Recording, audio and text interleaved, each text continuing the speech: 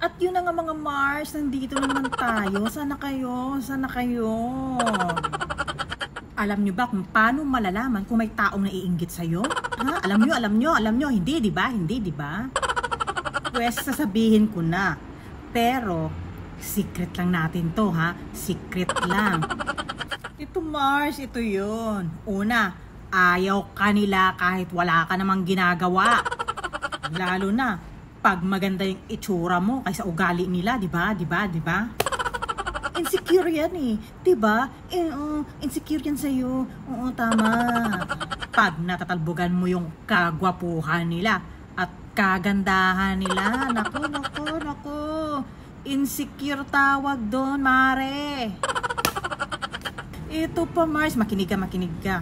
Yung gusto nila, lahat ng meron ka, meron din sila, ganon. Ang totoo, hindi talaga sila masaya. Ha? Ito pa, hindi siya masaya pag masaya ka. Pag pinupuri ka sa harapan, tapos pag nakatalikod ka, sinisiraan ka naman. Ibig sabihin, pinaplastic ka lang nila. Ito pa, ini-stalk ka niya. Palihim nilang ilaalam yung nangyayari sa buhay mo. Alam mo kung saan? Ha? Alam mo? Doon sa Facebook account mo. Kunwari nila like, kunwari pinupusuan niyo yung post sa Facebook, kunwari pinupusuan niyo yung post sa stories. Pero ang totoo, hindi ka naman like.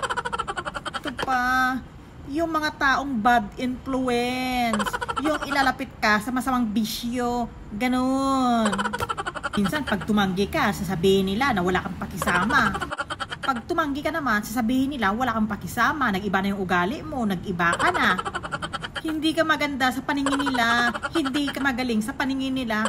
Lahat ng mga bagay na sasabihin mo, lahat ng mga suggestion mo, kukontrahin nila. Ang gusto talaga nila mangyari, yung mawalan ka ng tiwala sa sarili mo. Inggit nga sila sa'yo. Yung lagi kanyang minamaliit. Ito kasi yung mga taong naiinggit sa'yo eh. Kung natutuwa na makikitang kang nasasaktan at nahihirapan. Gusto niya, siya laging magaling. Gusto niya, siya laging mas magaling kesa sa'yo.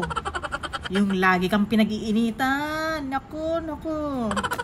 Yung mga taong ito ay hindi talaga masaya sa buhay nila. Pag ganyang mga tao, ngitian mo na lang.